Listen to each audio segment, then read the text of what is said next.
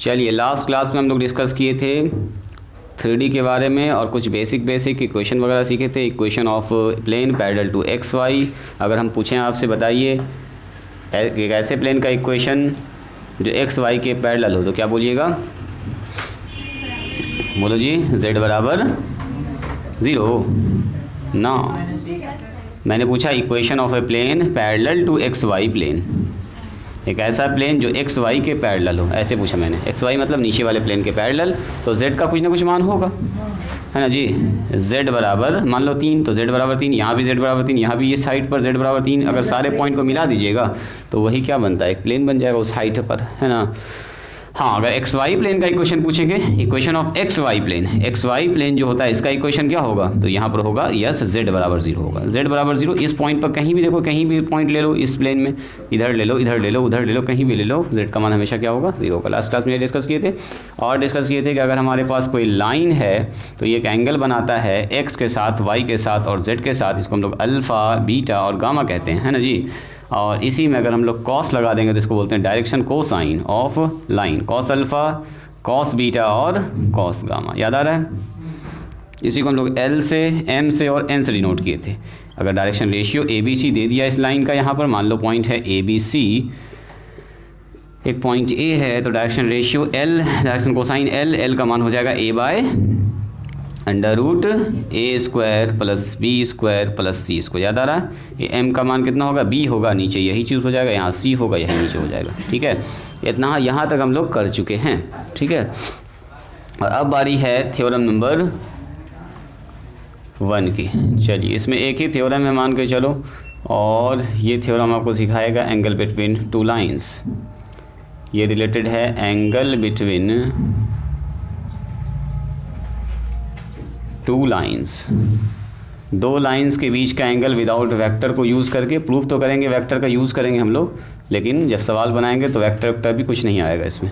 आई जे के का कोई बात नहीं होगा। प्रूफ में भले आई जे के का थोड़ा सा इस्तेमाल कर लेंगे।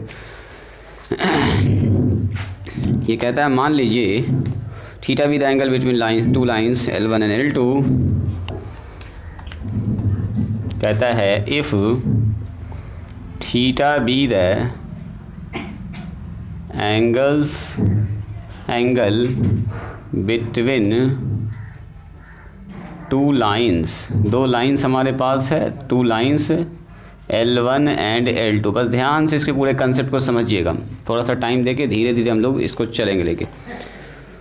थोड़ा सा टाइम लगने वाला टॉपिक है, ये पजल टाइप का टॉपिक है, तो थोड़ा सा पेशेंस के साथ देखना पड़ेगा। मान लीजिए थीटा एक एंगल है जो लाइंस L1 एंड L2 के बीच का है, एंड हमारे पास A1, A2, A1, B1 और C1 ये है direction ratio of L1 and A2, B2 और C2 डायरेक्शन रेशियो किसका है? L2 का। मतलब ये दे दिया सवाल में A1, A2, A1, B1, C1 and A2, B2 और C2 बी द डायरेक्शन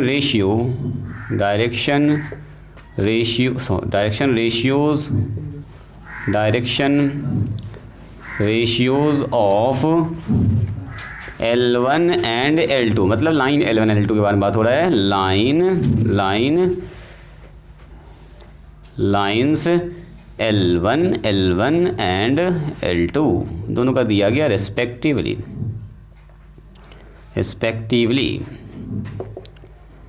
तो क्या कहता है? देन प्रूव दैट, यही लिखते हैं, देन प्रूव दैट। कहता है साबित कीजिए। नंबर 1 क्या साबित करना है? पहला साबित करना है कि कॉस थीटा बराबर जो होगा वही दोनों के बीच का एंगल कॉस थीटा, ये होगा L1 L2 plus M1 M2 plus N1 N2। ठीक है, दूसरा होगा L1 L2 plus M1 M2 और प्लस N1 N2, इसका मान 0 होगा if L1 is perpendicular to L2। ये बराबर 0 हो जाएगा, या ऐसे लिखो, इधर से लिखो, if L1 is perpendicular to L2 तो देन तब क्या हो जाएगा? L1 L2 plus M1 M2 plus N1 N2, इसका मान कितना होगा 0। या इसको ऐसे भी लिख सकते हैं A1 A2 B1 B2 और C1 C2 बराबर हो जाएगा 0। दोनों तरह से लिख सकते हैं, ये वाला ज़्यादा यूज़ होगा। ठीक है, नंबर 3 में कहता है जो साइन थीटा होगा वो होगा under root summation L1 M2, ऐसे लिख सकते हो M1 M2, पहले L से लिखा है, कोई भी लिख सकते हैं, M1 N2 N1 M2 का होल स्क्वायर, ये हमारा होगा। सिग्मा करके लिखा है इसको, हालांकि 3 टर्म होता है इसके अंदर छुपा हुआ जी। और नंबर 4 में कहता है if L1 is parallel to L2, अगर ये पैरेलल है तो देन A1 बाई A2 बराबर होगा B1 बाई B2 बराबर होगा C1 बाई C2। ठीक है, पहले L लिखो, पहले डायरेक्शन को साइन से इंडिकेट करते हैं। L1 बाई L2 बराबर M1 बाई M2 बराबर N1 बाई N2, ये होगा। या तो फिर ऐसा भी हो सकता है, इसी को हम लोग लिखेंगे A1 बाई A2, मतलब डायरेक्शन रेशियो का अनुपात आपस में बराबर होगा अगर दोनों लाइन पैरेलल होगा तो। पिछले क्लास में भी हल्का हल्का मैंने आपको बताया होगा इसके बारे में। 2 लाइन परपेंडिकुलर होता है तो ऐसा कंडीशन बनता है, 2 वेक्टर की कंडीशन में वहाँ देखे थे। अब यहाँ आ गया है सब कुछ लाइन लाइन में। ठीक है, पहले इसको लिखिए, तो एक एक करके इसको करते हैं जी प्रूफ टू द पॉइंट करेंगे, ज़्यादा लैंग्वेज इसमें ना लिखेंगे, देखिएगा सिर्फ। हाँ, फिगर बनेगा इसमें छोटा सा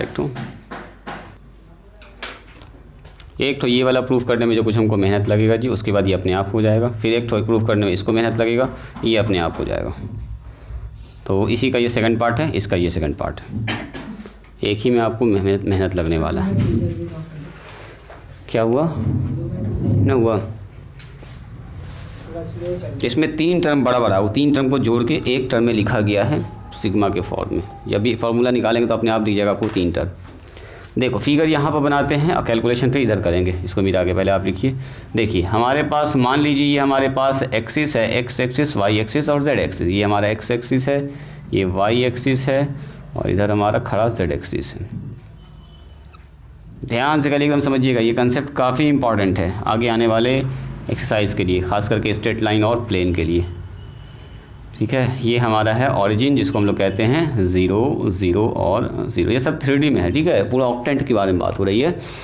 अब मान लीजिए 2 पॉइंट बैठा हुआ है यहाँ पर। कहाँ पर है सर? स्पेस में 2 पॉइंट है। यहाँ पर मान लीजिए पहला पॉइंट यहाँ पर है A, जिसका डायरेक्शन रेशियो आपको दे दिया गया है A1 B1 और C1। देखो इस पॉइंट का A1 B1 और C1, तो इससे एक लाइन बनेगा या कहो इससे एक वेक्टर बनेगा सर, है ना जी, एक वेक्टर बन सकता है। इस वेक्टर का डायरेक्शन रेशियो क्या होगा? यही ABC। अरे A1 B1 C1 घटाएंगे A1 माइनस, अच्छा इससे पहले भी एक क्लास में हम आपको डिस्कस किए हैं, रुकिए उसको रिकॉल करना ज़रूरी है। मान लीजिए हमारे पास एक पॉइंट है x1 y1 z1, है ना, और दूसरा पॉइंट क्या है हमारे पास B x2 y2 और z2। पूछेगा इस लाइन का डायरेक्शन रेशियो क्या होगा? x2 माइनस x1, याद कीजिए पिछले ही क्लास में डिस्कस किए थे, है ना। क्या होता है इसमें डायरेक्शन रेशियो की बात करेंगे तो ये सब होता है x2 माइनस x1, जो भी नंबर आएगा, y2 माइनस y1 और यहाँ होगा z2 माइनस z1। यही A होता है, ये B होता है, ये C होता है। तो अगर इस लाइन का डायरेक्शन रेशियो पूछेंगे तो अगर कोई लाइन ऑरिजिन से है ना, तो जो पॉइंट दिया रहता है वही उसका डायरेक्शन रेशियो हो जाता है। घटा के भी देख लो, A1 minus 0, A2 minus 0, A3 minus C1 minus 0, है ना। A1 B1 C1 है तो A1 minus 0 B1 minus 0 C1। तो ये इस लाइन का डायरेक्शन रेशियो क्या हो गया? यहाँ पर भी लाइन पर भी लिख सकते हो, ऐसे भी चलेगा, कोई दिक्कत नहीं। दूसरा पॉइंट हमारे पास मान लीजिए ये है B, इसका नाम मैंने लिखा है, ये लाइन है L2, इसका नाम L2 है, इसका नाम कितना है? L1 है। इसका डायरेक्शन रेशियो आपको दे दिया सवाल में A2 B2, कोई भी लाइन रहेगा डायरेक्शन रेशियो आपको दिया जाएगा A2 B2 और C2, मान लेते हैं ये है। इसके बीच का एंगल सवाले में मेंशन कर दिया कि ये क्या है जी? थीटा। देखिए अब if theta be the angle between 2 lines L1 and L2, 2 line है, दोनों का डायरेक्शन रेशियो आपको दिया गया सवाल में ही, थ्योरम को समझिएगा ज़रा ध्यान से। और इन दोनों के बीच का एंगल क्या है जी? एंगल है थीटा, थीटा और A1 B1 C1 A2 B2 C2 with the direction ratios of the lines L1 and L2 respectively क्रमशः। देन कहता है तब साबित कीजिए कि अगर हमको cos थीटा निकालना है तो हमको सिर्फ इसका डायरेक्शन कोसाइन है, इसका डायरेक्शन कोसाइन चाहिए और कुछ नहीं चाहिए, यानी कि L1 L2 plus M1 M2 और प्लस में N1 N2। डायरेक्शन रेशियो बता डायरेक्शन कोसाइन खट से निकाल सकते हैं आप, है ना, LMN करके, है ना, cos थीटा क्या के लिए, cos थीटा नहीं, LMN कैसे निकालते, A/√A² plus B² plus C², है ना, खट निकालेंगे, लाके यहाँ बैठा देंगे, cos थीटा निकल जाएगा। cos थीटा का मतलब क्या, मान लो पूरा कैलकुलेशन करने के बाद आ गया 0, तो इसका मतलब ये एंगल 90 डिग्री बन रहा होगा दोनों के बीच में। मान लो पूरा कैलकुलेशन करके आ गया 1/2, तो 30 डिग्री बन रहा होगा, 60 डिग्री बन रहा होगा। √3/2 आ गया, इसका पूरा कैलकुलेशन करके तो 30 होता है, कुछ भी हो सकता है। 1 आ गया तो बोलेंगे सर 0 डिग्री बन रहा होगा, है ना। तो आप पूरा डिपेंड करता है इसके कैलकुलेशन पर, डायरेक्शन कोसाइन का जो कैलकुलेशन करके फाइनल रिजल्ट आएगा वही फाइनल हमको पता चल जाएगा, उसी के बीच होगा एंगल। तो सर ये फॉर्मूला कैसे बना, इसका भी ये भी तो सवाल मन में आ रहा है। तो चलिए इसको शुरू करते हैं एक एक करके। अभी फिर ये सब लिखेंगे, थोड़ा सा जगह बना रहे हैं यहाँ पर, चूँकि कैलकुलेशन थोड़ा सा लंबा होगा जी। देखिए प्रूफ यहाँ से शुरू करते हैं, एकदम ध्यान से खाली देखिएगा। चूँकि हमारे पास दिया क्या, देखिए तो A1 B1 C1 be the direction ratios of L1। तो बताइए अगर ये L1 का मतलब लाइन 1, तो बताइए तो L1 का मान कितना होगा, L1 तो sir A1 divided by under root A1 का स्क्वायर B1 का स्क्वायर और C1 का स्क्वायर ना होगा ऐसा। अरे L1 का मान इस लाइन का डायरेक्शन कोसाइन क्या होगा सर, L1 होगा, M1 होगा और N1 होगा। इसका क्या होगा, L2 होगा, बोलो L2 होगा, M2 होगा और N2 होगा। सबका दोनों का अलग अलग ना होगा, दोनों अलग अलग लाइन है तो डायरेक्शन रेशियो डायरेक्शन कोसाइन भी अलग अलग होगा। तो इसके हिसाब से डायरेक्शन कोसाइन निकलेगा इसका। ये निकला L का मान, बोलिए यहाँ M1 निकालिए, M1 कितना होगा बोलो तो M1 हो जाएगा सर B1, नीचे यही वाला चीज़ रिपीट कर जाएगा, क्या नीचे यही वाला चीज़ रिपीट कर जाएगा, A1 का स्क्वायर B1 का स्क्वायर C। बस इसको थोड़ा सा पेशेंस से लिखने की ज़रूरत है और कुछ नहीं। लास्ट में एक बार रिजल्ट निकाल देंगे, खेल खत्म हो जाएगा। C1 हो जाएगा, नीचे कितना होगा बोलिए, A1 का स्क्वायर B1 का स्क्वायर C1 का स्क्वायर। एंड एक बात और बोल सकते हैं सर, अगर हम तीनों को स्क्वायर करके जोड़ देंगे तो क्या मिलेगा हमको, 1 मिलेगा। ये भी आप पहले से जानते हैं कि अगर हम लोग L1 का स्क्वायर M1 का स्क्वायर और N1 के स्क्वायर को स्क्वायर करके जोड़ देंगे तो हमेशा रिजल्ट कितना मिलता है, 1। एंड आ जाइए दूसरा बोलेंगे सर A2 B2 C2 ये दिया गया, be the direction cosine of line L2 तो बता दीजिए L2 का मान कितना होगा। तो सर यहाँ आ जाएगा A2 divided by under root A2 का स्क्वायर B2 का स्क्वायर और C2 का स्क्वायर। बस सेम नहीं होगा, अलग अलग होगा, 2 सब में आ जाएगा। यहाँ आ जाएगा B2, नीचे वही चीज़ बैठेगा, सही है।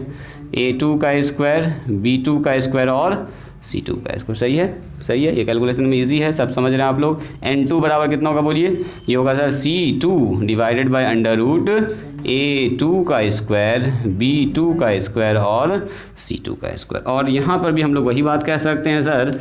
एंड एक और कंडीशन क्या बनेगा, या चूँकि यहाँ पर लिखे चूँकि, एंड L2 का स्क्वायर M2 का स्क्वायर N2 का स्क्वायर सबको जोड़ेंगे तो यहाँ भी क्या मिलेगा आपको, 1 ही मिलेगा। यहाँ भी 1 मिलेगा, चूँकि वो दूसरे लाइन का डायरेक्शन कोसाइन है, ये दूसरे लाइन का, लेकिन दोनों को स्क्वायर करके जोड़ेंगे तो रिजल्ट तो 1 ही ना मिलेगा। यहाँ तक बात समझ में आई, बोलिए कोई ऑब्जेक्शन यहाँ तक नहीं ना। सुनो, रुक जाओ थोड़ा सा रुक जाओ, पेशेंस बना के थोड़ा सा। अब ज़रा सा ये बताइए, तो हमारे पास इसको अगर हम पोजीशन वेक्टर के फॉर्म में लिखना चाहेंगे OA, तो OA बराबर क्या लिखेंगे बोलिए तो, OA बराबर OA बराबर क्या होगा, OA ही हमारा लाइन L1 है ना जी। इसको लिख सकते हैं A1I प्लस में B1J प्लस में C1K।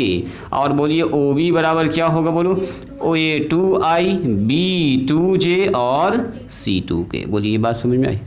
OA और OB मैंने वेक्टर के फॉर्म में लिख लिया, क्योंकि फिर वेक्टर को फिर डायरेक्ट इसी में ला के कन्वर्ट करेंगे, ठीक है।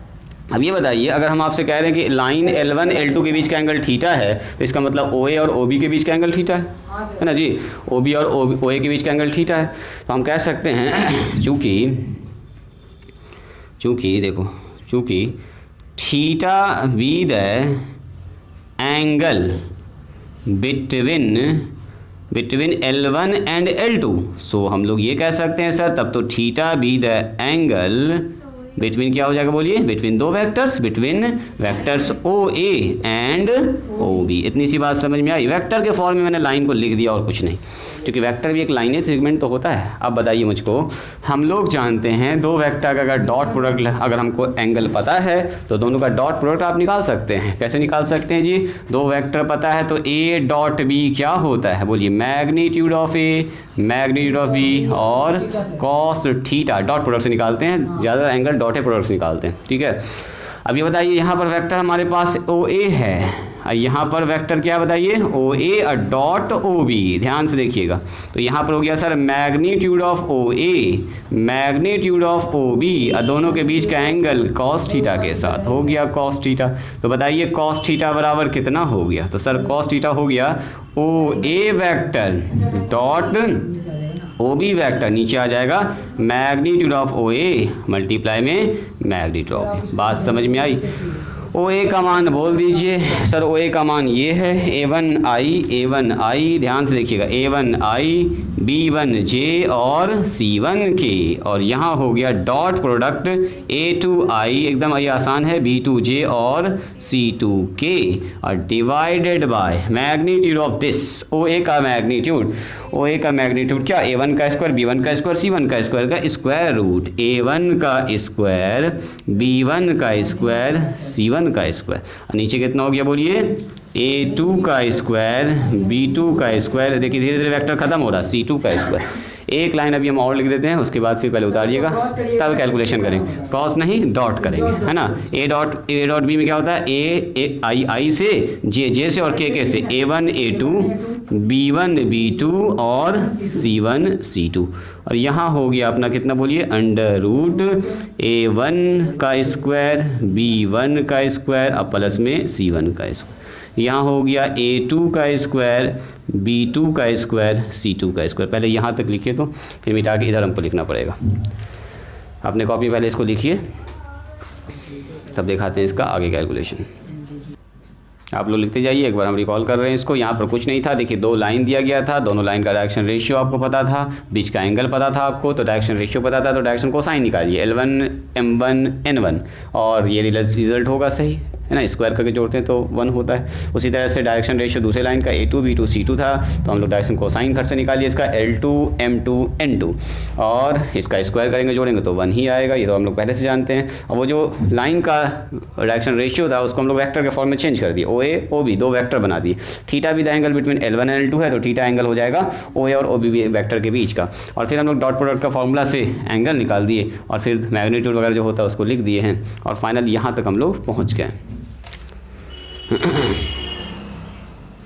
ये डायग्राम 2D नहीं है, डायग्राम में देखो ना XYZ है, हाँ वैसा ही मामला चल रहा है, बिल्कुल सही समझ गए हो। जैसे ये दो पेन है, एक लाइन इधर जा रहा है एक लाइन इधर जा रहा है, कुछ ना कुछ तो एंगल बन रहा होगा इसके बीच में, है ना। बस यही वाला एंगल के बारे में डिस्कशन चल रहा है।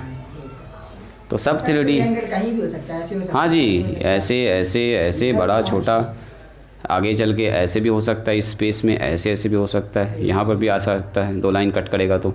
अभी तो नॉर्मल सीख रहे हैं, ऑरिजिन से होगा तो यही वाला अप्लाई मार देंगे सारे लाइंस पर। N1 वाला इसको मिटा दें, चलो इतना को सर ऊपर वाले लिख सकते हैं ना sir, L1 L2 plus N1 N2 plus N1 N2। सुनिए, उस आदमी को बुला लीजिए यहाँ पर। यहाँ हमारे पास है कॉस थीटा बराबर कितना है जी, A1 इंटू A2 और प्लस B1 इंटू B2 और प्लस कितना है बोलिए C1 इंटू C2। हम जानबूझ के इसको पूरा डिटेल में लिख रहे हैं अच्छे से, ताकि कंसेप्ट आपका एकदम यहाँ पर क्लियर बना रहे। हम इसको और छोटा शॉर्टकट भी मार सकते थे, लेकिन जानबूझ के थोड़ा सा ऐसा लिख रहे हैं ताकि आपको थोड़ा अच्छा फील आए। देखो जी, ये हो गया हमारा अंडर रूट A1 का स्क्वायर B1 का स्क्वायर C1 का स्क्वायर इंटू मल्टीप्लाई में कितना हो जाएगा A2 का स्क्वायर B2 का स्क्वायर और C2 का स्क्वायर। किसको जी, रूट के हटा के इंटू में कर देंगे। ना ना ना ना ना, इसलिए कि फिर अलग अलग करना ही पड़ेगा हमको, इसलिए डबल मेहनत से बचने के लिए हम क्यों ऐसा करेंगे, फिर घुमा के वैसा लिखना ही पड़ेगा हमको L1 L2 के लिए। देखो ना अभी देखेगा आपको। अब बताओ ये जो आदमी नीचे में है, जैसे ऊपर में लिखा हुआ 5 + 4 + 3, नीचे लिखा हुआ है 2 × 7, तो 2 × 7 इसके भी नीचे, इसके भी नीचे और उसके भी नीचे, सबके नीचे जाएगा। A1 A2 डिवाइडेड बाय, देखिएगा A1 का स्क्वायर B1 का स्क्वायर C, बस लास्ट लाइन लिख रहे हैं, इनटू इसके नीचे भी आ गया A2 का स्क्वायर B2 का स्क्वायर C2 का स्क्वायर, प्लस बीच में है तो प्लस लिख दो सर, B1 × B2, इसके भी नीचे दोनों आदमी आ जाएगा, A1 का स्क्वायर B1 का स्क्वायर C1, यही ऊपर वाला बात जो आप लोग बचपन से जान रहे जी, A2 का स्क्वायर B2 का स्क्वायर C2 का स्क्वायर, अब प्लस बेसिक मैथ, और ये हो गया C1 × C2, और नीचे कितना होगा बताओ, A1 का स्क्वायर B1 का, सॉरी हाँ, A1 का स्क्वायर B1 का स्क्वायर C1 का स्क्वायर, अब मल्टीप्लाई में कितना होगा, इधर मिटा दें क्या, इधर हो गया A2 का स्क्वायर B2 का स्क्वायर C2 का स्क्वायर। बात समझ में आई। अब मुझको ये बताइए कोई आदमी, अगर ऐसा कहीं लिखा हुआ है 5 × 4 और 7 × 9, क्या हम इसको ऐसा लिख सकते हैं 5/7 और 4/9? जरूर सर, ना लिख सकते हैं ऐसा, और ऐसा लिखते के साथ आपको दिख गया होगा कुछ कुछ मामला है ना जी। देखो जी, यहाँ पर हम करेंगे कुछ नहीं, A1 पहला नंबर मल्टीप्लाई दूसरा नंबर, तो A1 के नीचे E वाला आदमी है ना, हाँ यही बन गया अपना, वेरी गुड। अब आपको आइडिया लग चुका है, इनटू इसको लिख दिया मैंने A2 और इसके नीचे E वाला लिख दिया आदमी, A2 का स्क्वायर B2 का स्क्वायर C2 का स्क्वायर, क्या दिए प्लस, सिमिलरली B1 लिखेंगे, नीचे क्या लिखेंगे बोलिए, A1 का स्क्वायर B1 का स्क्वायर C1 का स्क्वायर, बस हो गया प्रूफ। आप लोगों को दिख गया कुछ लोगों को। B2 नीचे क्या लिखेंगे बोलिए, A2 का स्क्वायर B2 का स्क्वायर C2 का स्क्वायर, इन प्लस बढ़ा दीजिए आगे इसको, C1 डिवाइडेड बाय A1 का स्क्वायर B1 का स्क्वायर C1 का स्क्वायर इनटू C2, बोलिए यहाँ हो गया A2 का स्क्वायर, हाँ पूरा बताऊंगा, यहाँ हो जाएगा L हाँ। अब बताइए इस आदमी को, देखो लाइन 1 का ये है, पहले लाइन का डायरेक्शन L1, इसको लिखेंगे L1 × L2 plus this is M1, ये पूरा लाइन है दूसरे लाइन का M1 और ये दूसरे लाइन का है डायरेक्शन कोसाइन M2 और ये है पहले लाइन का डायरेक्शन कोसाइन N1 और ये है N2। तो दिस इज cos थीटा, यानी कि cos थीटा अगर हमको निकालना है तो हमको क्या चाहिए, सिर्फ डायरेक्शन कोसाइन चाहिए, N1 N2 M1 N2, यही सब चाहिए। हो चुका है प्रूफ। हाँ उल्टा भी लेके चल सकते थे। बात समझ में आई, इजी था ना ये, कुछ भी ज़्यादा मुश्किल नहीं। अब लास्ट में खाली रिजल्ट याद रखना, इसका प्रूफ याद रहे ना रहे कोई दिक्कत नहीं है, रिजल्ट याद रखना। जब भी cos थीटा निकालेंगे तो क्या लिखेंगे, L1 L2 M1 M2 और N1 N2 होगा, बस इतना सा आपको याद रखना। तो इसी के साथ पहला नंबर होता है जी प्रूफ। पहला नंबर हो गया प्रूफ, एक तो शॉर्टकट भी मारेंगे, ये अपना फर्स्ट नंबर हो गया जी प्रूफ, पहला पार्ट। आइए दूसरे पार्ट के बारे में बात करते हैं। देखो अगर हम आपसे ये कहते हैं if L1 is perpendicular to L2, L1 is perpendicular to L2, तो देन एंगल बिटवीन L1 और L2 क्या हो जाएगा, दोनों तो परपेंडिकुलर, तो 90 डिग्री ना हो जाएगा, यानी थीटा का मान कितना हो जाएगा 90, थीटा का मान 90। तो थीटा का मान यह रख दो 90। सुनो cos 90 यहाँ कितना हो गया बोलिए, cos 90 बराबर L1 L2 M1 M2 और N1 N2। ध्यान से देखिएगा जो बात मुझे बताने जा रहे हैं, L1 L2 M, ये तो सर हो गया 0, यानी अगर किसी लाइन के डायरेक्शन कोसाइन को जोड़ने के बाद प्रोडक्ट को, दो लाइन के डायरेक्शन कोसाइन के प्रोडक्ट को जोड़ने के बाद 0 आ रहा है तो समझ जाइए वो दोनों लाइन एक दूसरे पर परपेंडिकुलर बना रहा है। इससे भी एक आसान काम है, देखो जी क्या इसके जगह पर ये लिख सकते हैं, ये सब तो बराबर है, यानी कि ये सीधा आके क्रॉस होके जीरो ही खत्म में हो जाएगा खेल। देखो इसका मतलब हमको एल भी नहीं निकालना अगर परपेंडिकुलर साबित करना, हमको सिर्फ ए बी सी के बारे में पता होना चाहिए, खाली ए बी सी देखेंगे A1 A2 B1 B2 C1 C2 तीनों को जोड़ दिया, अगर जीरो आ गया खट से बोल देंगे सर हो जाएगा परपेंडिकुलर। तो इसको यहाँ से यूज़ कर लेते हैं फ्रॉम 1। देखो जी फ्रॉम 1 ऐसे ही याद रखेंगे इसको, फ्रॉम 1 से क्या लिख सकते हैं, जीरो बराबर इसके जगह पर लिख सकते हैं हम लोग ये वाला पूरा part, A1 A2 B1 B2 और C1 C2 divided by under root A1 का स्क्वायर B1 का स्क्वायर C1 का स्क्वायर। एक लाइन लिख देंगे, इस वाले का भी लिख सकते हैं, इसमें बहुत टाइम लगेगा लिखने में, यही चीज़ तो ऊपर भी लिखा हुआ है। तो कहाँ पर जी B1 B2 यहाँ पर होगा, यहाँ होगा A2 का स्क्वायर B2 का स्क्वायर C2 का स्क्वायर। चलो ये क्रॉस मल्टीप्लाई कर देंगे तो क्या हो जाएगा बोल दीजिए सर, इधर आके ये जीरो हो जाएगा, यानी हम लोग कह सकते हैं ऐसे गुना करें, देखो इधर से गुना करें, इधर से पहले इसको 1 से गुना कर लिया और इसको इससे गुना कर लिया, यानी कहने का मतलब ये हुआ A1 A2 B1 B2 और C1 C2 कितना हो गया बोलिए, ज़ीरो के बराबर। यानी कि अगर दोनों लाइन परपेंडिकुलर होगा तो दोनों लाइन के डायरेक्शन रेशियो के प्रोडक्ट का सम जीरो होगा। हमको खाली यही चाहिए,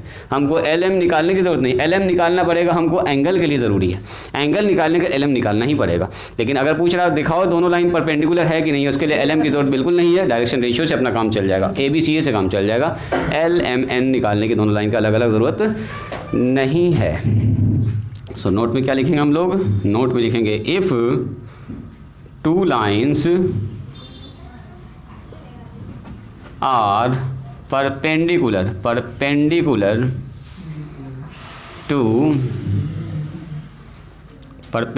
to each other, अगर दो लाइन एक दूसरे पर परपेंडिकुलर है, then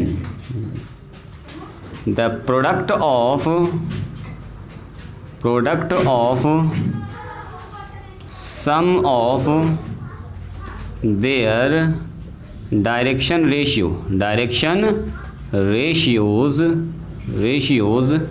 must be equal to 0, ratios must be equal to 0, very important, equal to 0 है ना जी, 0 होगा। कहने का मतलब A1 by A2 B1 by B2 C1, बार बार हम इसको जानबूझ के लिख रहे हैं, दिमाग में आपके सेट कर जाए, ये हमेशा 0 होगा। अगर दो लाइन परपेंडिकुलर हो गया तो दोनों के डायरेक्शन रेशियो का प्रोडक्ट सम, इसी को हम लोग डायरेक्शन कोसाइन भी लिख सकते हैं, L1 L2 M1 M2 N1 N2, इसका भी मान 0 होगा, दोनों याद रख सकते हैं आप, इसी से तो ये आया। क्या बोल सकते हो, हाँ बिल्कुल वही मामला चल रहा है, बिल्कुल लाइन के साथ आएंगे ना, अब डायरेक्शन रेशियो के बारे में बोलेंगे, डायरेक्शन रेशियो का प्रोडक्ट का सम क्या होगा, 0 होगा। यस डॉटेड प्रोडक्ट है वो, तब ना डॉटेड से आया कॉस थीटा भी डॉट से ही आया। देखो जो फॉर्मूला लगाए वेक्टर मानने के बाद जो एंगल निकाले वो भी डॉट ही का यूज़ किया। अब हम लोग डायरेक्ट इसी का यूज़ करेंगे, डॉट प्रोडक्ट ना बोल के बोलेंगे कि जब भी कभी दो लाइन परपेंडिकुलर होगा, दो लाइन अगर परपेंडिकुलर है तो दोनों लाइन का खाली देखना हमको A1 A2 B1 B2 और C1 C2, ये देखना आपको, ये मान लो A2 है ये B2 है, अगर दोनों का डायरेक्शन रेशियो पता, दोनों का जोड़ने के बाद प्रोडक्ट करके जोड़ने के बाद 0 आ रहा है तो बोल देंगे वो दोनों लाइन सर 90 डिग्री एंगल बना रहा होगा। बस 3D में बहुत काम आएगा, स्ट्रेट लाइन में, प्लेन में, दो प्लेन परपेंडिकुलर होगा, बहुत काम आएगा। बोलो अभी आ रहे हैं, रुको ना, यहाँ ये बात समझ में आ गई, पूरा कैलकुलेशन पकड़ में आ गया ना कैसे कैसे हो रहा है, वेरी गुड। अब साइन पर भी आ रहे हैं, 2 तो प्रूफ हो चुका है, ये 2 नंबर था, ये 2 नंबर था जी, तो 2 नंबर भी प्रूफ हो चुका है। अब बस 3 में आएंगे, 3 में साइन वाला थोड़ा सा अच्छे से प्रूफ होगा, उसके बाद उसका तुरंत प्रूफ कर देंगे नीचे वाला। 3 में तो सर 95 में ही ना होगा, फिगर बनाई, ये वाला फिगर बनाई हो, साइड में फिगर बना लो हल्का सा कहीं पर, ये वाला दो लाइन परपेंडिकुलर है तो दोनों लाइन के डायरेक्शन रेशियो के प्रोडक्ट का जोड़ 0 होगा। एकदम याद कर लीजिए, दिमाग में सेट कर लीजिए, बहुत काम आने वाला, बहुत काम आने वाला, जैसे जैसे आगे बढ़ेंगे वैसे वैसे हर जगह काम आएगा। चलो जी, तो 3 नंबर के लिए आते हैं। सुनिए, अगर आपको कॉस थीटा पता है तो क्या आप साइन थीटा नहीं निकाल सकते हैं? बचपन से ही आप लोग पढ़े हैं, साइन स्क्वायर थीटा बराबर 1 माइनस कॉस स्क्वायर थीटा, ना है जी। तो 3 नंबर के लिए आ जाइए, हम लोग लिखेंगे चूँकि कॉस थीटा बराबर, हमारे पास क्या कॉस थीटा बराबर बोलिए, L1 L2 M1 M2 और N1 N2, यही है हमारे पास। देखो तो देन हमारे पास अगर कोई पूछे बताओ जी साइन थीटा बराबर क्या होगा, तो रूट अंडर हो जाएगा सर 1 माइनस में कॉस स्क्वायर थीटा। बोलिए कोई दिक्कत? 10th वाला फार्मूला क्यों नहीं यूज़ कर लें? हमको कॉस थीटा पता, साइन थीटा निकाल सकते हैं, वही फार्मूला पुराना वाला चीज़ यूज़ कर रहे हैं हम लोग जी। हाँ बताते हैं, तुरंत बता रहे हैं, इसके पीछे भी एक राज छुपा हुआ है जी। एक तो फार्मूला है और इससे पैरेलल वाला कंडीशन निकलता है। 2 लाइन परपेंडिकुलर तो ऐसा बनता है और 2 लाइन पैरेलल होता है तो a1/2 b1/2 वहाँ से दिखेगा आपको पैरेलल वाला कंडीशन। क्योंकि पैरेलल जब होता है तो साइन थीटा मान 0 लिखेंगे, साइन 0 मतलब साइन 0 का मतलब, यहाँ पर 90 होता है तो कॉस पर 0 बनता है, इसीलिए 90 दिखाना होगा तो कॉस वाला यूज़ करते हैं। अच्छा रिजल्ट, हाँ अच्छा रिजल्ट यहाँ से देखो, यहाँ भी 0 दिखा सकते हैं आप, दोनों बीच के एंगल अगर 0 आप दिखा रहे हैं पैरेलल लाइन तो यहाँ 1 आएगा, तो 1 थोड़ा सा देखने में ऑड लगता है, इसीलिए 1 ने दिखा। अगर 1 आ गया तो क्या हो गया, देखो इसको पूरा कैलकुलेशन करके 1 आ गया तो इसका मतलब एंगल कितना बन रहा होगा 0 डिग्री, क्योंकि कॉस 0 का तो मान 1 होता है, तो यहाँ से भी दिखा सकते हैं। लेकिन नॉर्मली हम लोग साइन का यूज़ करते हैं पैरेलल दिखाने के लिए, अब परपेंडिकुलर दिखाने के लिए कॉस वाले का, है ना।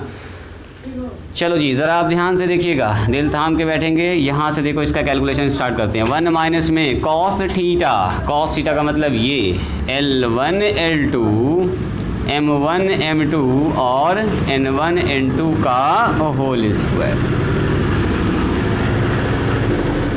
याद है ऐसा कुछ होता है फॉर्मूला। एक तो बचपन में फॉर्मूला पढ़े थे आप, a + b + c का होल स्क्वायर, है जी। क्या होता है बोलिए तो a² + b² + c² - 2ab + 2bc, वही तो हम देख रहे थे +2c, आप लोग को याद है कि भूलें, प्लस होता है ना जी। ये फार्मूला बहुत बार यूज़ किया हम लोग। चलो अब ये बताओ यहाँ पर एक बार 1 है तो क्या इसको 2 बार 1 × 1 लिख सकते हैं क्या? अरे आराम से लिखते हैं, 1 × 1 तो 1 ना होगा सर। अब देखो L1 L2, अभी हम जानबूझ के शून्य तोड़ रहे हैं, आगे तोड़ेंगे, अभी बिना तोड़े कोई उपाय भी नहीं है, और N1 N2 का होल स्क्वायर। इस 1 के जगह पर जैसे साइन थीटा कॉस थीटा दिखता है ना आपको, जैसे 1 दिखा तो आपके दिमाग में ट्रिगोनोमेट्री में आता है sine square theta + cos square theta. जब भी 3D में दिखे ना 1 आपको आना चाहिए L² + M² + N², है ना। 3D में जैसे 1 आया तो उसके आप लिख सकते हैं L² + M² + में N²। अगर सिंगल लाइन है तो L1 लिखते हैं। 2 लाइन हमारे पास, तो पहले लाइन का डायरेक्शन रेशियो है L1 M1 N1, तो यहाँ लिख सकते हैं इसके जगह पर, देखो ना लिखे होंगे L1 का स्क्वायर M1 का स्क्वायर और प्लस में N1 का स्क्वायर। किस 1 की जगह पर? इस वाले 1 की जगह पर। इस वाले 1 की जगह पर दूसरा लाइन L2 का स्क्वायर लिख सकते हैं क्या, M2 का स्क्वायर और N2 का। ये बात समझ में आई? देखो इसको इसके जगह पर 1 आ जाएगा, इसके जगह पर 1 आ जाएगा, 1 1 गुना होकर 1 1 रह जाएगा। इस 1 को 2 बार 1 में मल्टीप्लाई किए और दोनों की जगह पर अलग अलग लाइन का डायरेक्शन रेशियो के स्क्वायर का जोड़ लिख दिया। अब तोड़ने वाली की बारी आ गई। अब ज़रा सा ध्यान से देखिएगा, अभी इसको इत्मीनान से एकदम दिल थाम के इसको तोड़ना है जी, हिम्मत से खाली 1 2 गड़बड़ नहीं होना चाहिए, ठीक है। चलो गुना करते हैं फटाफट।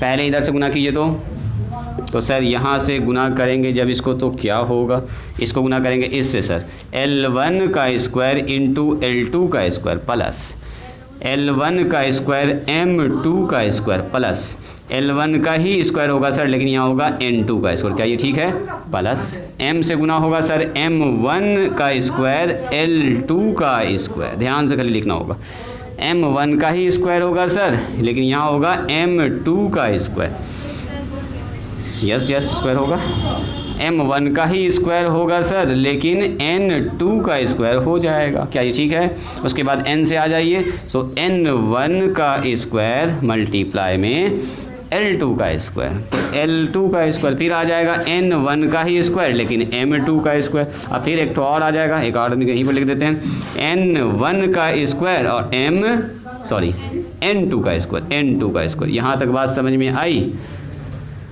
बोल लीजिए, ये हो गया इन दोनों का मल्टीप्लिकेशन, ठीक है। अब बारी है a + b + c का होल स्क्वायर, जो आपको याद है, तो एक तो ब्रैकेट तो चाहिए यहाँ पर, इसको रूट थोड़ा सा बड़ा करते हैं हम, सब जो कि रूट के अंदर आ जाए। देखो माइनस हमारे पास हो गया, अब इसकी बारी, इसका इतना का स्क्वायर a² + b² + c², तो ऐसा लिखना डायरेक्ट L1 का स्क्वायर L2 का स्क्वायर a², है ना, देख भी गया आप लोगों को, वेरी गुड। अब b² का मतलब बोलो M1 का स्क्वायर M2 का स्क्वायर प्लस n1 का स्क्वायर और n2 का स्क्वायर प्लस, अब जब सॉरी मल्टीप्लाई बीच में जी, n1 का स्क्वायर n2 का स्क्वायर प्लस 2ab, तो 2l1 l2 मल्टीप्लाई में m1 m2 ऐसा लिखेंगे क्या, plus 2m1 m2 m1 m2 into में n1 n2, बस 2ab 2bc 2ca लास्ट लिख दीजिए, बस हो गया काम अपना 2ca, यानी कि n1 n2 इंटू में l1 l2। बोलिए बात समझ में आई? ब्रैकेट बंद कर दीजिए, यस।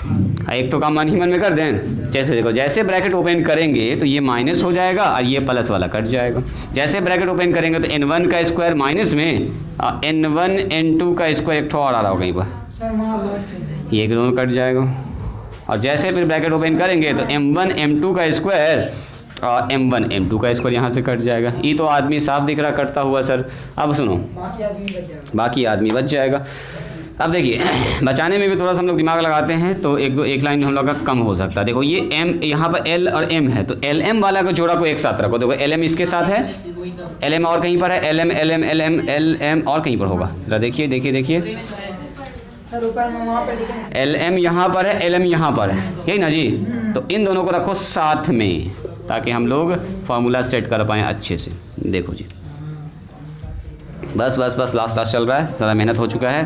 तो हम लोग ऐसा करते हैं, इसको लिख देते हैं L1 इंटू m2 का स्क्वायर प्लस, इसको लिख लिया और इसको लिख लिया m1 और m1 का स्क्वायर L2 का स्क्वायर, अब प्लस इसके बगल में इसको लिख लिया तो माइनस में ना आ जाएगा, ये ब्रैकेट ओपन होगा तो माइनस में 2l1 l2 m1 m2। बोलिए ये बात समझ में आई? इसको घेर के एक साथ लिख लो, ये तीन आदमी एक साथ प्लस करके।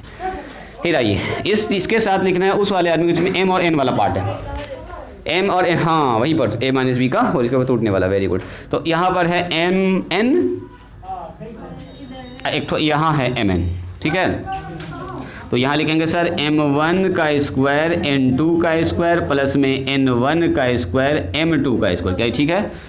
और प्लस में हो जाएगा सर, सॉरी माइनस में 2m1 m2, अब प्लस सॉरी मल्टीप्लाई में फिर से n1 और n2। बस हो गया, लगभग हो चुका है काम अपना। जो मेहनत था बस यहीं पर था जी। देखो अब उसके बाद क्या होगा सर, प्लस में कर देंगे, बच गया जो आदमी बच गया है ln, और एक और ln होगा कहीं पर, ln यहाँ पर ln ये है। इसको मिला दो इस ln के साथ तो ये हो जाएगा अपना कितना, पहले इसी को लिख लो, किसी को भी पहले लिख सकते हैं, नो प्रॉब्लम, किसी को भी लिख सकते हैं। L1 का स्क्वायर n2 का स्क्वायर प्लस में n1 का स्क्वायर L2 का स्क्वायर, ही ना होगा, और माइनस में 2n1 n2 इंटू में L1 L2। बस इससे थोड़ा सा आपका कैलकुलेशन अच्छा मजबूत हो जाएगा जी, और कुछ नहीं, बेसिक है, सब कुछ है इसमें। हाँ नज़र भी तेज हो जाएगा, 1 2 3 लिखना आप ज़रा इसमें सीख रहे हैं। अब ये बताइए यहाँ पर अब मिला के लिखेंगे। अब इसको देखो जी, अब बारी है इसको मिलाने की। सो ये हमारा चल रहा था साइन थीटा, देखो जी पूरा चल रहा था साइन थीटा, मतलब ये है साइन थीटा, मतलब जो हम लोगों ने निकाला है, ये निकाला है साइन थीटा बराबर रूट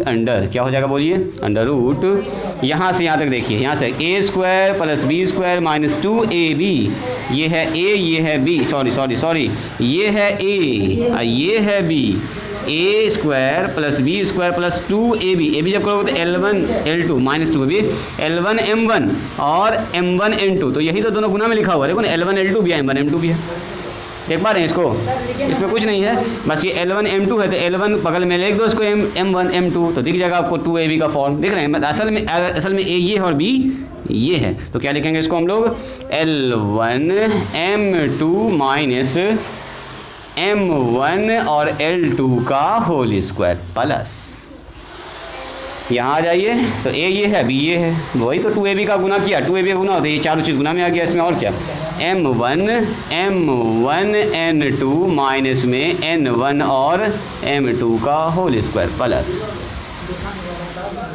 प्लस बोलिए ये यहाँ कितना आ गया, L1 N2 का स्क्वायर माइनस N1 N1L2 का स्क्वायर। देखो जी यहाँ पर आ गया है 3 नंबर।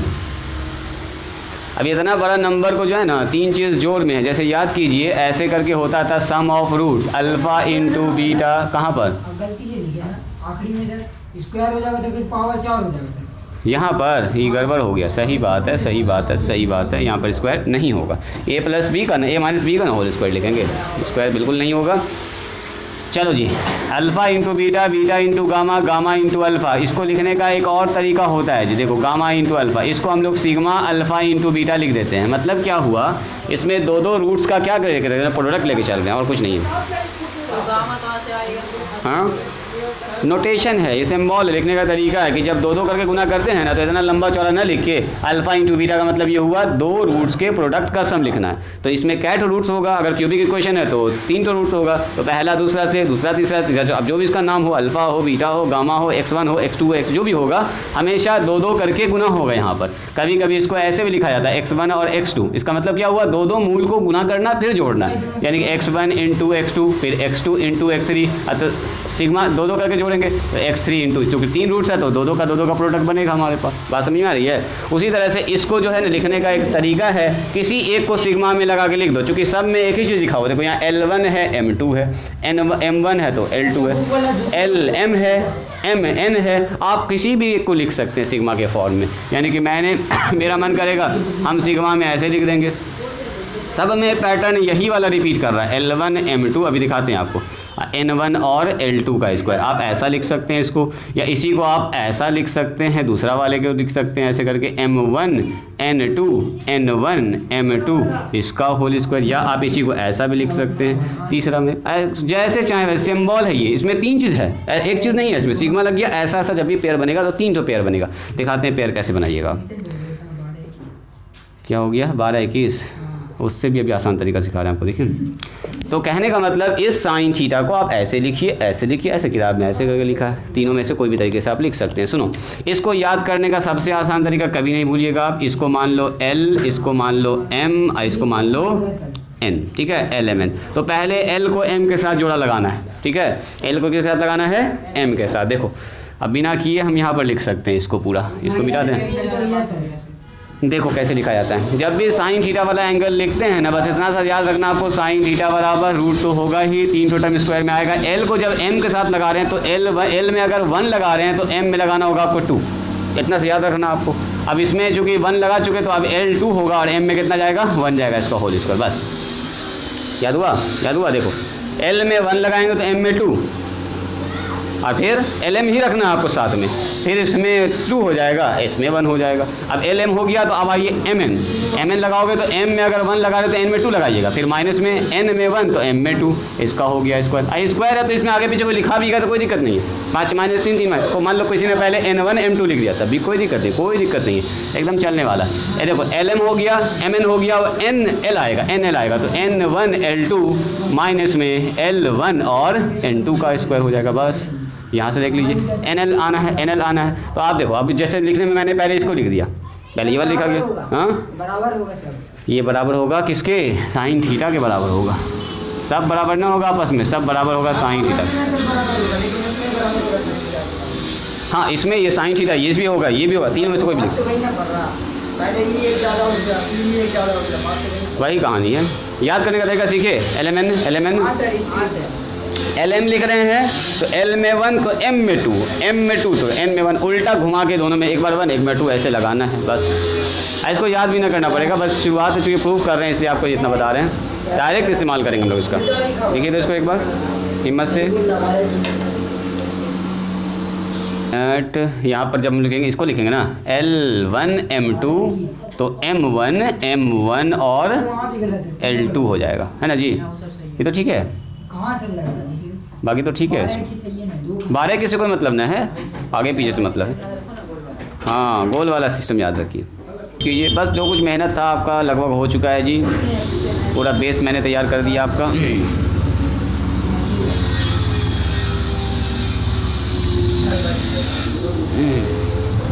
साइन थीटा का ऐसे नॉर्मली 95% नहीं के बराबर यूज़ होता है, ठीक है। 5% यूज़ होगा। कॉस का ज़्यादा यूज़ होता है, कॉस थीटा। हाँ, छोड़ने का भी चांस रहता है आपके पास, तो टेंशन न लेना है, खाली देख लो कि ये फार्मूला कैसे बना। आपके मन में आ सकता है सर ये फार्मूला कैसे आया, किताब में दे दिया हुआ कैसे, तो बस उसके लिए मैंने आपको बता दिया है। चलिए जी, आ जाइए नंबर 4 पर। If L1 is parallel to L2, ज़रा बताइएगा तो L1 L2 का अगर पैरेलल होगा तो क्या होगा? क्या जी ईशा, अगर L1 L2 के पैरेलल हो गया, दोनों के बीच का एंगल 0 डिग्री, यानी कि थीटा का मान कितना हो जाएगा बोलिए? 0 डिग्री। यानी कि साइन थीटा बराबर कितना हो जाएगा बोलिए? अंडर रूट ई वाला पूरा चीज़। ठीक है, अब देखो इसको हम ना देखेंगे, हम यहाँ देखेंगे LM लगाना हमको, तो L1 लिखेंगे तो M2 लिखेंगे, देखो जी अधर, अब फिर माइनस में, अब यहाँ 1 लगा दिया तो अब लिखेंगे L2 और M1, बस इतना से याद रखना। अब देखो 12 छोड़ो, LM हो गया, अब उसके बाद आएगा L, देखो ऐसे देखो, यहाँ L M और N, अब आएगा NL आना, MN आना, MN, तो M1 कहीं पर भी M1 लगा दो, M2 लगा दो। अब सर इसमें लगाएंगे M2 तो इसमें लगाएंगे N1, बस इतना से याद रखना आपको, आगे पीछे रटना नहीं है, टेक्निक से याद रखना। पहले चलो MN आगे NL आएगा, तो N में अगर 1 लगाएंगे तो L में 2 लगाएंगे, माइनस में N में अगर 2 लगाएंगे तो L में 1 लगा देंगे। सर हो गया, यही तो हो गया अपना साइन थीटा, है ना। सबको रटिएगा तो भूल जाइएगा, टेक्निक से याद रखना, बड़ा फार्मूला सब है, इससे भी अभी बड़ा फार्मूला सब आने वाला है। वही बात है, अरे L1 N2 है, यहाँ देखो ना, यहाँ N1 पहले लिख दिए, N1 पहले लिख दिया और कुछ नहीं, उसको भूल जाओ, इसको याद रखो LMN से, ठीक है, LMN से याद रखना। वो आगे पीछे हो सकते, देखो ना ये आगे पीछे लिखा हुआ, वहाँ पर ऐसे लिखा हुआ, देखो ऐसे L1, देखो L1 N2 इधर लिखा हुआ, L1 N2 इधर लिखा हुआ, N1 L2 उधर लिखा हुआ, तो स्क्वायर में ना है, स्क्वायर में, इसीलिए तो कोई दिक्कत नहीं, आगे पीछे कुछ भी लिख सकते हैं। N 5 - 2 का स्क्वायर, 2 - 5 का स्क्वायर, बात बराबर, इसीलिए स्क्वायर है, इसीलिए कोई फ़र्क नहीं पड़ रहा, आगे पीछे लिखा भी जा रहा है तो नो प्रॉब्लम, इसीलिए कोई ऑब्जेक्शन नहीं है। अब मुझको बताइए कि अगर L1 में पैरेलल है L2 के, तो थीटा का मान कितना? तो साइन हो गया यहाँ पर 0, ये पूरा का पूरा उतर गया, यानी कि इधर पूरा हो गया 0, ये पूरा का पूरा उतर गया। थोड़ा शॉर्टकट मारते हैं, अब हम लिखने में भी टाइम लग रहा है जी, है ना। सुनो, अब इसका रूट हटाएंगे तो इधर आके क्या हो जाएगा? ए स्क्वायर, मतलब इतना का मान कितना? ये आप लिखिएगा आराम से, घर पर भी लिख सकते हैं, अभी भी लिख सकते हैं। ये पूरा आ गया ऐसे और ऐसे, सब लिखा हुआ अंदर में, समझ जाओ, ठीक है। अब सुनो, रूट को इधर कर देंगे तो इधर स्क्वायर हो जाएगा सर, इतना का स्क्वायर प्लस इतना का स्क्वायर प्लस इतना का square, means L1 M2 mine, अब इसको लिखेंगे थोड़ा सा हम तरीके से, L2 M1 का स्क्वायर प्लस में M1 N2 minus M2 N1 का स्क्वायर, अब प्लस कितना? N1 L2 minus N2 L1 का स्क्वायर, ये किसके बराबर हो जाएगा? 0 के। अब सुनिए एक इम्पॉर्टेंट कंसेप्ट, अगर मैंने आपसे एक बात ये पूछा, देखिए तो कितने आदमी एक बार में जवाब दे दीजिएगा कि a square plus b square का मान 0 है, बोलो तो a और b का मान क्या हो सकता है? कौन आदमी बोलेंगे? बोलो जी ईशा, बोलो फलक। a का स्क्वायर b का स्क्वायर अगर 0 आ रहा है तो a और b का मान क्या होगा? साइमल्टेनियसली 0, मतलब एक साथ दोनों 0 होना चाहिए, क्योंकि एक भी अगर मान दूसरा आपने रख दिया प्लस में या माइनस, 0 के अलावा, तो 0 के अलावा कुछ भी अगर 0 कभी नहीं आएगा। तो ऐसा तभी होगा, देखो अगर कोई पूछे आपसे, अगर 2 नंबर का स्क्वायर 0 है, अगर 2 नंबर का स्क्वायर, ना इमेजनरी की बात नहीं, यहाँ रियल की बात हो रही है, सही है, दिमाग ठीक लगा रहा है लड़का। अगर हम रियल की बात कर रहे हैं, रियल नंबर, सही है, सारा जो हम लोग एनालिसिस कर रहे हैं सब रियल एक्सिस पर, तो कहने का मतलब ये हुआ, अगर a और b हमारे पास 2 नंबर है और दोनों का स्क्वायर करने के बाद 0 आ रहा है, दोनों का स्क्वायर करके जोड़ के 0 आता है, ये तभी संभव है जब सर a भी 0 होगा एंड b भी 0 होगा, ये तभी संभव है। इफ इतना 0 है तो देन हम ये कहेंगे सर इसका मतलब a भी 0 होगा एंड b भी 0 होगा। ऐसा ना कि a 0 हो या b 0 हो, क्योंकि a अगर 0 हो गया, अब b का मान अगर मान लो 1 हो गया, तो 1 का स्क्वायर तो 1 ना हो जाएगा, यहाँ पर -5 हो गया तो -5 का तो 25 ना हो जाएगा वहाँ पर, यानी कि दोनों को सर 0 बनना ही पड़ेगा हर हाल में। अब सुनिए फिर से, हाँ वही कहानी यहाँ पर, अगर मैंने कहा a square plus b square plus c square का मान 0 है, अब बताओ फिर से वही कहानी, इसका मतलब सर तीनों को 0 बनना पड़ेगा हर हाल में, यह तभी तभी संभव है सर कि जब तक ए का मान 0, बी का मान 0 और सी का मान 0 ना हो। बात समझ में आई? अब सुनिए यहाँ पर आ जाइए, this is a, this is b, this is c. हम कह रहे हैं ए का स्क्वायर प्लस बी का स्क्वायर प्लस सी का स्क्वायर 0 है। ये कब संभव है? बोलिए, जब इतना 0 हो, जब इतना 0 हो, जब इतना 0। यही सबसे इंपॉर्टेंट पॉइंट था। देखिए इसका मतलब ये हुआ कि ये तभी संभव होगा if L1 M2 minus L2 M1 इसका मान 0 हो जाए। एंड मतलब ऊपर वाला क्या है? 0 है, तो 0 है तो देन तब ऐसा होगा, देन भी लिख सकते हो, देन चूंकि लिख दो, चूंकि इतना बराबर 0 है तो देन हमारे पास इतना होने वाला है M1 N2 minus M2 N1 बराबर 0 है ना जी। हाँ वही चीज़ दिखाना चाह रहे हैं। ये M2 L1 बराबर कितना होगा बोलो? तीनों आदमी 0 हो जाएगा। अब सुनो, अगर तीनों आदमी 0 हो गया तो क्या हम इसको ऐसा लिख सकते हैं L1 M2 बराबर L2 M1। और अगर L2 को नीचे कर दें तो L2 bye L1 bye L2 बराबर क्या? M1 बाय M2 हो जाएगा क्या? इसको माने क्वेश्चन नंबर 1। Very good. यहाँ से आइए फिर से वही कहानी, M1 बराबर M1 M2 M1 N2 बराबर होगा M2 N1। तो क्या यहाँ से M1 बाय M2 बराबर N1 बाय N2 लिख सकते हैं क्या? इसको मान लीजिए क्वेश्चन नंबर 2। आगे बढ़िए, यहाँ से हम लोग फिर से लिख सकते हैं M1 L2 बराबर N2 N। गड़बड़ लिख दिया ना, यहाँ पर होगा N होगा जी, सही बात है। यहाँ N1 L2 है और N2 L1 सही है, यहाँ पर आ जाएगा N1। तो क्या ऐसा लिख सकते हैं? तो इसका मतलब N1 bye N2 L1 bye L2। बस ज़रा ध्यान से देखिएगा, क्या इक्वेशन नंबर 1, 2 और 3 को ज़रा चेक कीजिए तो M1 M2 इसके बराबर, M1 M2 इसके बराबर, दोनों आदमी आपस में बराबर। देखो इसमें भी L1 L2 है, इसमें भी L1 L2 है, तीनों ही तो आपस में बराबर है। जैसे हम कह रहे हैं कि x बराबर है y के, y बराबर है z के, z बराबर है p के, तो सब तो तीनों बराबर है ना, हो गया घुमा फिरा के, तीनों आदमी हो गया बराबर। तो फ्रॉम 1, 2 एंड 3 क्या लिखेंगे? फ्रॉम 1, 2 एंड 3 क्या बोलेंगे सर? L1 L2 बराबर M1 M2 बराबर N1 N2। इतनी सी बात समझ में आई? बोलिए सबसे पहले इसका मतलब क्या हुआ? अब देखो फाइनल रिजल्ट याद रखना, अगर दो लाइन पैरेलल होगा तो दोनों के डायरेक्शन कोसाइन का अनुपात आपस में बराबर होगा। अब सुनिए, डायरेक्शन कोसाइन जो होता है वो होता है A1 by root under A1 का स्क्वायर प्लस B1 का स्क्वायर प्लस C1 का स्क्वायर। ठीक है, ये यहाँ लिखा हुआ है A1 का स्क्वायर, नीचे कितना होगा बताओ? A2 डिवाइडेड बाय A1 का स्क्वायर प्लस B1 का स्क्वायर, सॉरी A2 का स्क्वायर प्लस B2 का स्क्वायर प्लस C2 का स्क्वायर। ये होगा, एक तो हम लिख देते हैं A2 का स्क्वायर प्लस B2 का स्क्वायर और C2 का स्क्वायर। यहाँ होगा A1 का स्क्वायर B1 का स्क्वायर, हाँ वही चीज़ देखना चाह रहे, बराबर यहाँ कितना होगा बताओ? B2 और यहाँ कितना होगा बोलिए? अंडर रूट पूरा, यहाँ होगा यहाँ B1 है ना जी, B1 और यहाँ होगा B2 और नीचे हो जाएगा पूरा यही चीज़, और यहाँ होगा C1, नीचे हो जाएगा A1 B1 C1 का स्क्वायर और यहाँ हो जाएगा C2 A2 B2 C2 का स्क्वायर। यहाँ से A1 का स्क्वायर B1 का स्क्वायर रेशियो में है, रेशियो में सब नीचे से कट गया। ये मान लो पलट के ऊपर चला गया तो ये ऊपर सबके चला गया, तो ऊपर वाला ऊपर से कट गया, खेल खत्म। यहाँ पर आ गया A1 by A2 B1 by B2।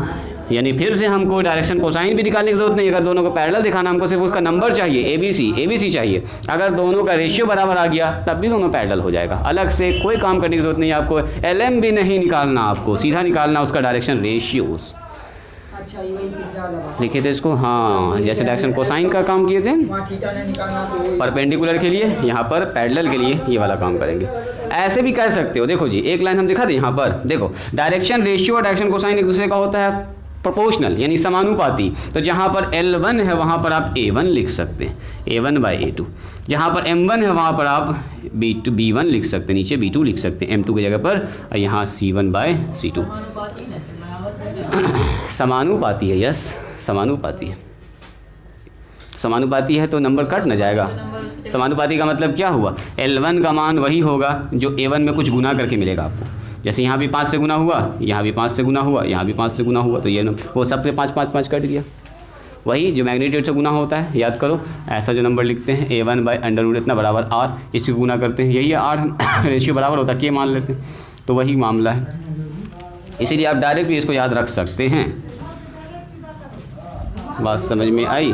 बस अब सवाल की बारी हो गया, कहानी ख़त्म। चार्ट तो बाद में लास्ट में जो लिखे हैं ना, ये सब बस बहुत काम का चीज़ है अपना। इसको हम फिर से एक बार लिखा भी देते हैं आपको। इसको मिटा दें क्या? इधर इधर इधर ये मिटा देना। चलिए, अगर सब कुछ आप भूल भी जाते हैं तो बस एक तो चीज़ याद रखना है आपको, NOTE नोट में ये हो गया, प्रूफ दिखा दिया आपको कि कैसे कैसे आया। अब दिमाग में ये सब टेंशन न रहेगा कि कैसे बनाई चीज़, हाँ क्यों अप्लाई करें। अब जब अप्लाई कीजिए कॉन्फिडेंस भी होगा अंदर से कि हाँ सर पैरेलल हो रहा है तो रेशियो बराबर हो रहा है, परपेंडिकुलर हो तो मल्टीप्लाई करके जोड़ बराबर आ रहा है, ये आपका कॉन्फिडेंस भी आएगा। देखो, अगर दो लाइन हमारे पास है, कोई भी दो लाइन है, इसका दिया हुआ है A1 B1 और C1 डायरेक्शन रेशियो, इसका दिया A2 B2 और C2। तो अगर हमसे कहा जाए cos थीटा निकालिए तो हम बोलेंगे sir L1 L2 M1 M2 और N1 N2। बस इतना सा याद रखिएगा। L1 L2 M1 N2 कहाँ से आएगा? तो यहीं से आएगा, A1 B1 C1 से, A2 B2 और C2 से आएगा। इसी का नंबर 2 बोलेंगे। अगर सर पहला लाइन दूसरे पर परपेंडिकुलर हो जाए, 90 डिग्री का एंगल बना रहा, तो सर देन तब क्या हो जाएगा हमारे पास? तो L1 L2 M1 M2 और N1 N2 का मान कितना हो जाएगा बोलो? 0 हो जाएगा। 90 रख के देखो ना, यहाँ पर 90 रखो, 90 0 हो गया। इसी को हम लोग बोलेंगे सर A1 A2 अब B1 B2। अब हमको LM से मतलब नहीं, यहाँ पर LM से मतलब नहीं होता, यहाँ से A1 B1 से ही काम चल जाएगा अपना, और C1 C2 यही 0 दिखा देंगे हम, तो ये भी काम चल जाएगा अपना। कहला हम L निकालेंगे, L निकालने के लिए झमेला भी है, A/√A² + B² प्लस उतना लंबा चौड़ा करने का फायदा, हम तो यहीं से काम चला देंगे अपना, चूँकि तो फाइनली 0 ही होने वाला है। और तीसरा क्या बोले थे? अगर हमको साइन थीटा निकालना, तो साइन वाला रिजल्ट बहुत रेयर केस में यूज़ होता है, नहीं के बराबर, फिर भी इसको थ्योरम में लिखा गया M1 M1 N2 अब माइनस में N1 M2 का होल स्क्वायर, ये हो जाएगा, और बीच में 3 टर्म होगा। और इसी में चौथा नंबर बोलिएगा कि अगर sir if L1 is parallel to L2 हो गया, है ना, पैरेलल हो गया, तो देन क्या बनेगा? तब सर डायरेक्शन कोसाइन का जो रेशियो है वो आपस में बराबर होगा, यानी L1 L2 M1 M2 N1 N2। इसमें इतना 1 और 2 है कि आदमी बच्चा थोड़ा कंफ्यूज कर सकता है, इसमें खाली 1 2 का खेल है जी, तो आपको कंफ्यूज ना करना है, सब कुछ देख चुके हैं आप। या आप इसको ऐसा भी लिख सकते हैं A1 A2 B1 B2 C1, यानी दो लाइन अगर हमको पैरेलल दिखाना होगा तो हमको दिखा देना होगा उसके डायरेक्शन रेशियो का अनुपात आपस में बराबर है। इस लाइन को लिख दें क्या हम इंग्लिश में? बोलिए, डिटेल में लिख दें क्या? जैसे परपेंडिकुलर लिखें, if two lines are parallel then ratio of their direction ratio must be equal, ratio of their direction ratio must be equal. इसको मिटा दें क्या ये वाला? चलिए लिख दीजिए इसी के नीचे इफ़, या यहाँ पर जगह बचा है क्या? यहाँ पर जगह, चलो इसी में लिख दो if two lines are parallel then ratio यहाँ पर ratio of their direction ratio, मतलब उसके डायरेक्शन रेशियो का नंबर, डायरेक्शन रेशियो का मतलब ABC नंबर होता है जी, है ना, रेशियो का मतलब अनुपात है। If two lines are parallel then ratio of their direction ratios must be equal, बराबर होना चाहिए। बस बराबर हो गया तो बोल देंगे हाँ सर पैरेलल है। बस दो पॉइंट याद रखिएगा, फटाफट सब सवाल बनेगा। अभी बनाते बनाते आपको सवाल याद, पूरा 3D पढ़ते सब दिमाग में घुस जाएगा, सपना में भी आएगा, फिर दोनों लाइन पैरेलल है तो ऐसा होगा, परपेंडिकुलर तो ऐसा होगा, A1 A2 B1 खूब आएगा, यूज़ करेंगे। सबसे पहला सवाल देखिए, आपसे कह रहा है find the angle between the lines. देखो कह रहा है उस लाइन का एंगल निकालिए, find the angles between the lines, कह रहा उस लाइन्स के बीच का एंगल निकालिए जिसका डायरेक्शन रेशियो दे दिया, हुज डायरेक्शन रेशियो, मतलब ABC का मान दिया गया। डायरेक्शन रेशियोज क्या दिया है? एक का दिया है R 3 2 -6 एंड 1 2 2, ये दिया है। देखो जी, दो ठो लाइन है, फिगर बनाना चाहें तो बना सकते हैं समझने के लिए फटाफट। एक लाइन हमारे पास मान लीजिए ये OA है, डायरेक्शन रेशियो 3 2 -6, दूसरा लाइन हमारे पास OB है, डायरेक्शन रेशियो 1 2 2। बोलिए कितना हो जाएगा। सबसे पहली बात सर, अगर हमको एंगल निकालना है तो हमको चाहिए कॉस थीटा बराबर L1 L2 M1 M2 और N1 N2। तो कॉस थीटा इन दोनों के बीच का अगर हमको एंगल निकालना है तो फॉर्मूला बनेगा कॉस थीटा, जिसमें L1 L2 M1 M2 N1 N2 की जरूरत पड़ेगी। तो कहने का मतलब ये हुआ कि वही चीज़ हमारे पास है, direction ratio of first line. बोलिए क्या है हमारे पास, direction ratios of first line. बोलिए पहले लाइन का डायरेक्शन रेशियो क्या है, बोलो जी। ये है सर 3, 2 और -6। तो बोलो L1 का मान कितना होगा सर, 3/√, 3 का स्क्वायर, 2 का स्क्वायर, -6 का स्क्वायर। हाँ जी, डायरेक्शन रेशियो दिया गया।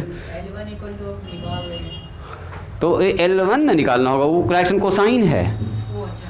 एंगल निकालने के लिए L चाहिए, परपेंडिकुलर दिखाने के लिए ABC चाहिए हमको। परपेंडिकुलर दिखाना होता ना तो खाली ABC से काम चल जाता अपना, लेकिन क्योंकि एंगल ना पूछ दिया दोनों के बीच का, तो कॉस लगाना पड़ेगा हमको। कॉस के लिए हमको L1 M2 चाहिए, सब चाहिए हमको।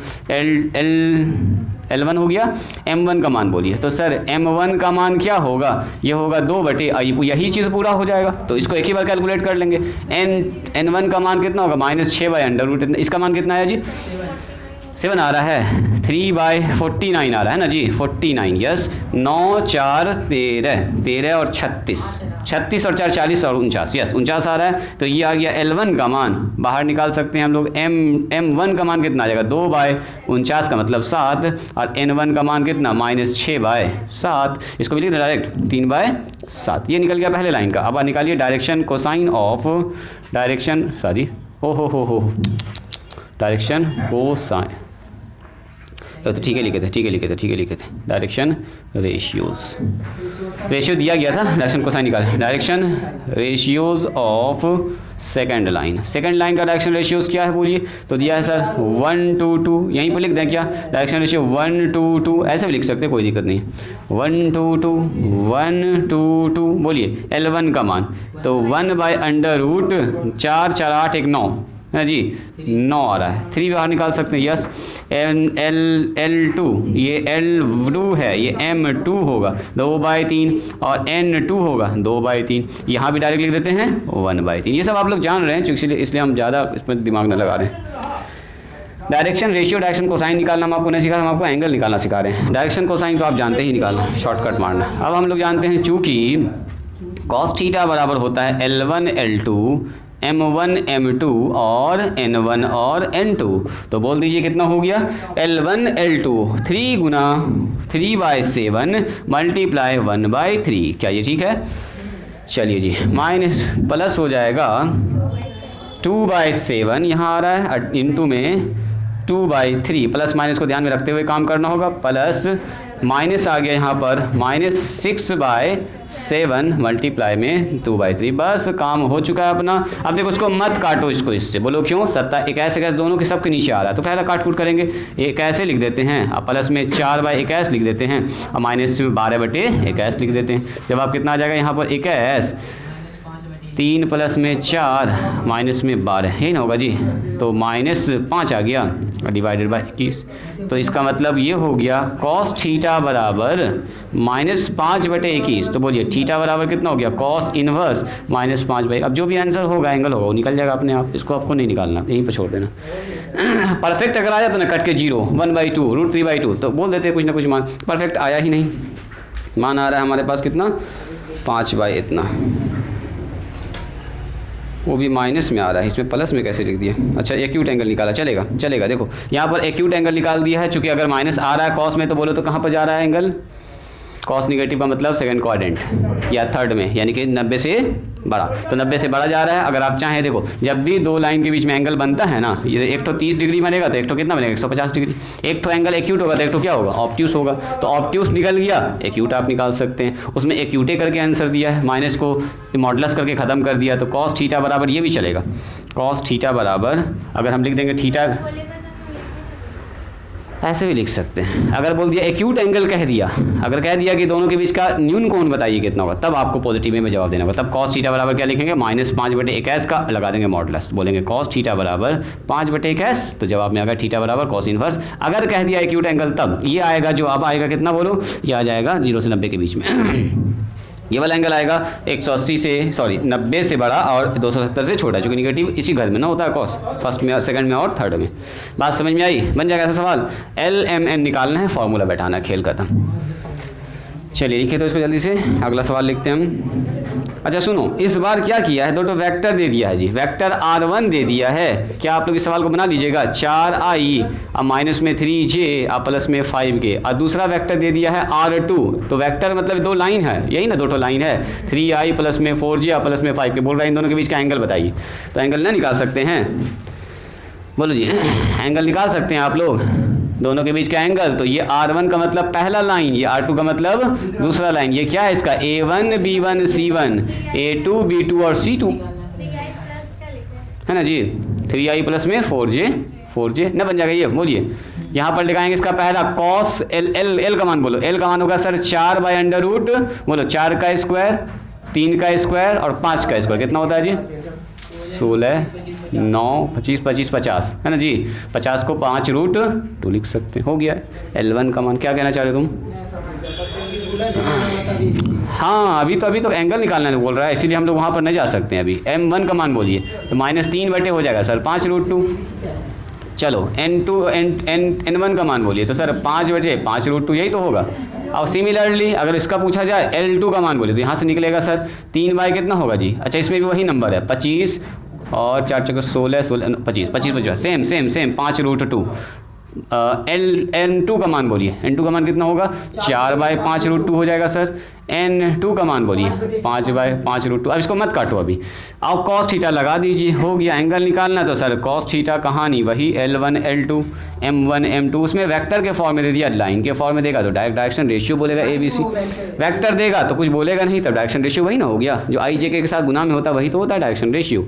तो बताओ तो कितना हो गया, हाँ कितना हो गया ये, यहाँ पर आ गया 4/5√2 मल्टीप्लाई में 3/5√2 प्लस बोलिए -3/5√2 मल्टीप्लाई में 4/5√2, ऊपर आ गया 5/5√2 मल्टीप्लाई में 5/5√2। इत्तेफाक से नंबर सब मैचिंग सब आ रहा है। ऊपर आ रहा है 12/50 है ना जी, 25 दूनी 50, यहाँ आ रहा है माइनस में 12/50, यहाँ आ रहा है 25/50, तो कितना आ रहा है 12 कैंसिल 25/50, तो कट गया 25/50, कट के आ गया 1/2, यानी कि cos थीटा बराबर 1/2, तो थीटा बराबर 60 डिग्री। 60 ना आया जी,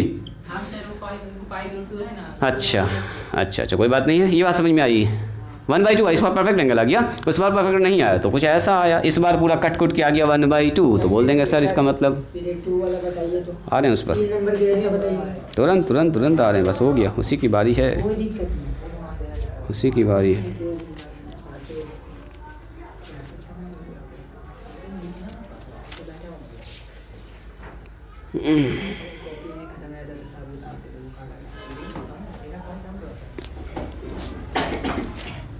अब सवाल सब अच्छा इसमें बन रहा है जी। थोड़ा सा पहले इजी सवाल पकड़ने दीजिए हमको। 3 नंबर का जैसा साइन पहले दिखा देते हैं हम आपको। 3 नंबर जैसा 3 नंबर है वैसा 4 नंबर है, वैसा ही 5 नंबर है। एकदम सवाल बनाते जाइएगा आप, सब बनेगा अब आपसे, अब सब बनने वाला आपसे। मिला दें इसको। देखो जी, सवाल जो कह रहा ना, पहले डायग्राम जरूर बनाइएगा, ठीक है, उससे आपका आधा कंसेप्ट क्लियर हो जाएगा। देखो कह रहा है show that the line joining the points A and B. एक पॉइंट है ए का मतलब है कितना जी 1 -1 और 2। ध्यान से देखिएगा, एक पॉइंट ये है और दूसरा पॉइंट बी है। बी का पॉइंट दिया है 3, 4 और -2, और दूसरा पॉइंट है हमारे पास सी और डी। एक और पॉइंट है सी का मान दिया है 0, 3, 2, और एक डी दिया है डी, और डी 3 और 5 है। आप कैसे समझेंगे सर ऐसा ही होगा लाइन, क्योंकि बोल रहा है कि दोनों एक दूसरे परपेंडिकुलर होगा, इसे क्रॉसिंग तो होगा ही होगा, बस हम इसीलिए जैसे जानबूझ के ऐसा बना दिए। अब कह रहा है साबित कीजिए कि ए बी लाइन परपेंडिकुलर है इस पर ए सी पर, ये sorry A B line perpendicular C D पर। यही साबित करना है हम लोगों को। तो सुनो, show that the line joining the point A का मतलब 1 -1 2 3 4 -2। एक बार हम बुला लेते हैं 3 4 -2 032 और 5356। बोलो क्या कह रहे हो तुम? वो बी वाला जो पॉइंट है 23। ना ना ना ना, 3 है, 3 ही पहले से लिखा हुआ होगा। 3 4 और -2 है जी। ये बात है, ए बी और सी डी निकाल देंगे सर वेक्टर के साथ। सुनो अभी जस्ट हम लोग क्या सीखे हैं कि दो लाइन अगर परपेंडिकुलर, रुको, दो लाइन अगर परपेंडिकुलर होगा तो दोनों का डायरेक्शन रेशियो हमको चाहिए। इसका ABCD, इसका A1 B1 C1, इसका क्या चाहिए A2 B2 और C2। दोनों लाइन का अगर डायरेक्शन रेशियो आपने निकाल लिया, दोनों के प्रोडक्ट करके जोड़ के देखो, अगर 0 आ गया तो हो गया परपेंडिकुलर। तो सबसे पहले हमको निकालना होगा पहले लाइन AB का डायरेक्शन रेशियो। बोलो, कान खराब कर देगा। सुनो, कोई भी लाइन का क्या डायरेक्शन रेशियो हम निकाल सकते हैं? इसका A1 B1 और C1। हाँ सर, डायरेक्शन रेशियो निकालने का तरीका बताए थे आपको। अगर दो पॉइंट हमको पता है x1 y1 z1 और दूसरा क्या पता है x2 y2 और z2, तो यही तो दो पॉइंट दिया है, x2 x1 y2 y1, पिछले ही क्लास में डिस्कस की है। तो सीधा लिखना हमको क्या, बोलो, डायरेक्शन, प्यार से लिख देना है, direction ratios of line AB। अभी पहले दोनों का डायरेक्शन रेशियो निकालिए, तो क्या लिखेंगे x2 x1, इसको लिख दीजिएगा फॉर्मूला y2 y1, चूंकि अभी पहली बार लिख रहे हैं, और z2 z1। इसको बार बार लिख के प्रैक्टिस करना। चलो जी, इस लाइन का डायरेक्शन रेशियो किसी को भी 1 किसी को 2 मान लो। हमको 1 2 मानने में इसको अच्छा लग रहा है, 3 में से 1 घटेगा तो अच्छा रिजल्ट आएगा, दिखने में अच्छा लगेगा और कुछ नहीं। तो 3 में से 1 घट गया, अगला 4 में से 1 जुड़ जाएगा इस बार। हाँ, अब -2 लिख दिए, अब -2 हो जाएगा। तो यहाँ पर आ गया सर 2 5 -4 आ गया। अब रोक के रखिए इसको, यही है A1 B1 और C1। आइए, डायरेक्शन रेशियो ऑफ, अब इसको रोक के रखिए, लिख दें क्या यहाँ पर, ये हो गया A1, ये हो गया B1 और ये हो गया C1। आइए, कॉमा है बीच में। हाँ, ये पहले लाइन का डायरेक्शन रेशियो निकल चुका है, ठीक है। अब लिखेंगे डायरेक्शन रेशियो ऑफ, इसको जितना शॉर्टकट में भी आप कर सकते हैं चलेगा, 3D में जो है ना ये सब काम खूब होगा। Direction ratio of line CD लिख दीजिए। तो CD का डायरेक्शन रेशियो क्या होगा sir, x2 x1, x2 x1।